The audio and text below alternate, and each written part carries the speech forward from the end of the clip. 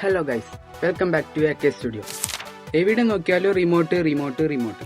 അവിടെ റിമോട്ട്, ഇവിടെ റിമോട്ട്, എല്ലായിടത്തും റിമോട്ട്. അപ്പോൾ ഈ റിമോട്ടെല്ലാം ഒന്നിലേക്ക് ആക്കിയാലോ?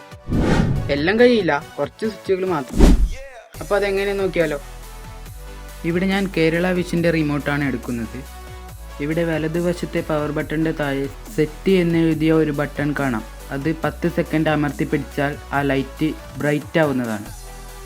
ഇനി ആ വെള്ള വരയ്ക്കകത്ത് ഏത് ബട്ടണിലാണോ നിങ്ങൾക്ക് പെയർ ചെയ്യേണ്ടത് ആ ബട്ടൺ അമർത്തുക. അപ്പോൾ ആ LED ബ്ലിങ്ക് ആവുന്നത് കാണാം. ഇനി പെയർ ചെയ്യേണ്ട റിമോട്ടാണ് എടുക്കേണ്ടത്.